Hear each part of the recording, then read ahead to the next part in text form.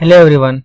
In previous lecture we have seen till here where we have plotted the torque versus IQ and ID curve from the equation derived. Now we will see the theta estimation method. The first method is MRAS and second method is extended Kalman filter. From that we will see the MRAS for now, which stands for Model Reference Adaptive System. So here we have reference model, which is our motor, which is independent on the variable to be estimate like theta and speed. And here we have adjustable model, which is replication of the reference model, which is dependent on the variable to be estimate. Here we have one reference model, which is our motor, and one is adjustable model.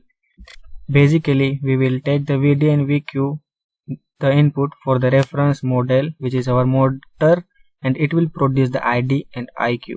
Similarly we will have one adjustable model, and also we will have the three inputs VD, VQ, and finally the estimated speed to the adjustable model. So here we will have two output from the adjustable model, which are our ID cap and IQ cap, which are nothing but the estimated current, and here we have the actual current. So we will give it in the adaptive mechanism, and here we have formulated one formula which will help to estimate the omega r cap and theta r. Here we have adjustable model equation, which are nothing but the equation from the IPMSM motor in the VD and VQ reference frame. Here we have VD, VQ, phi D, phi Q. From that we will make the subject dID by dt and dIQ by dt, and we will get that two equation which will help to obtain the ID and IQ from the adjustable model, like shown in here. We will have ID and IQ. So this is the state space equation made from the previous equation, and we can write the A, B and C matrix, and here we have X. So similarly we have the equation for the estimation system. We will give the small hat on the top of the variable to be estimated, which is X cap. So we will basically estimate the ID and IQ. To use the MRAS estimation method, we should satisfy the following condition.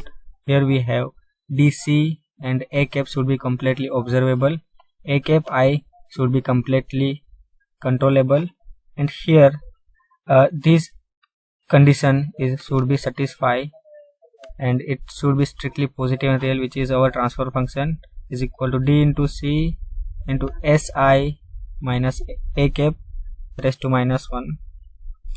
So then here we have, it should also satisfy the Popov integral inequality, which is given for like here. So after using the Popov hyperstability theorem, we can derive the equation for the omega r. So here we have a proportional gain, here we have integral gain, and here we have the input for deriving the omega r, and by the integration of the omega r we will obtain the theta e. Now we will see about the extended Kalman filter.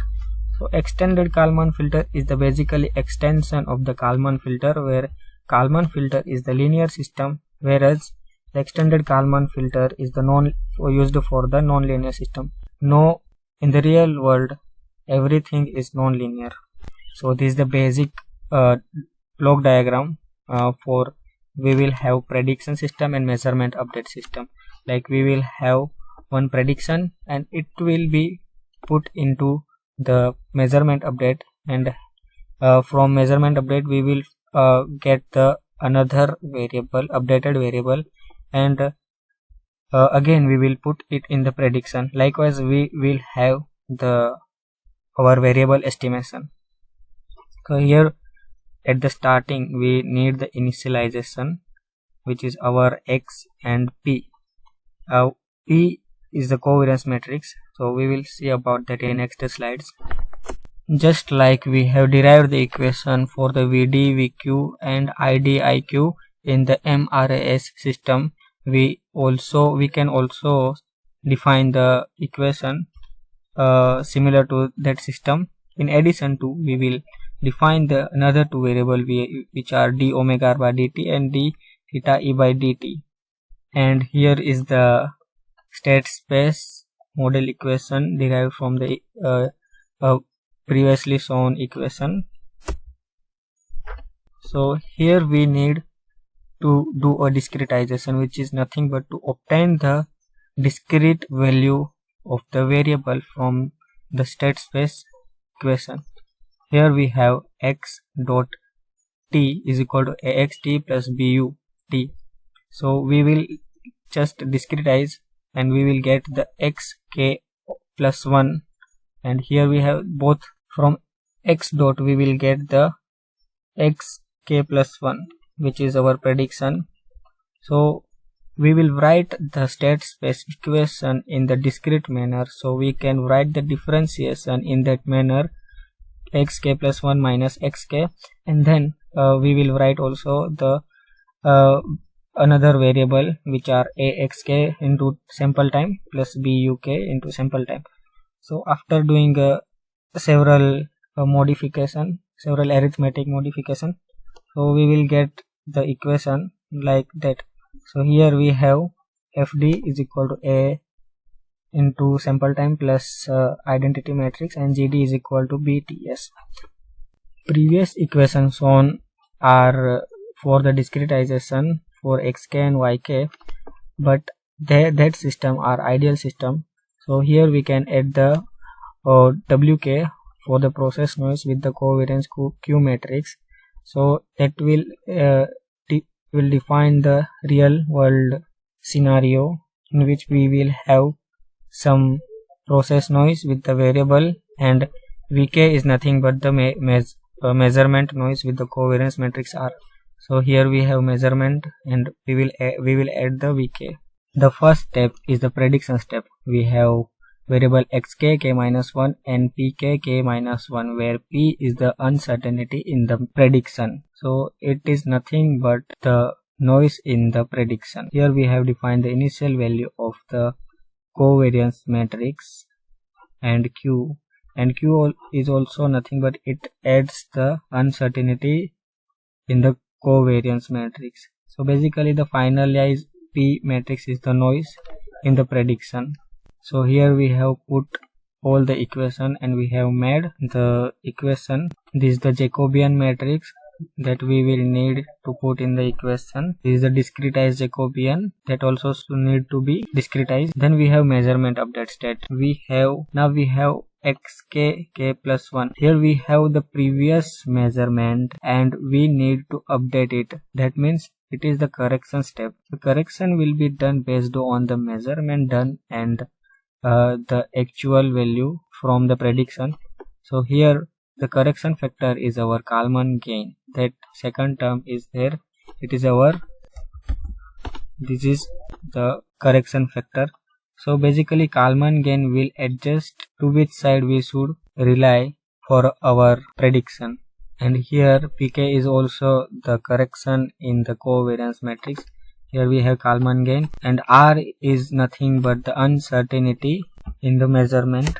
So uncertainty in measurement, and yk is the measurement. This is the diagram for the prediction state. It is basically explain the working of the Kalman filter. Here we have prediction state and here we have measurements. So this is the p variation which indicate the uncertainty in the prediction, and here we have measurement for that variable, for specific variable, and that uncertainty can be defined in the r. So combining both of them we will get the xk. So basically the Kalman gain will be decided to which side we should shift our estimation, whether we should go to the side of prediction state or we should go to the measurement side.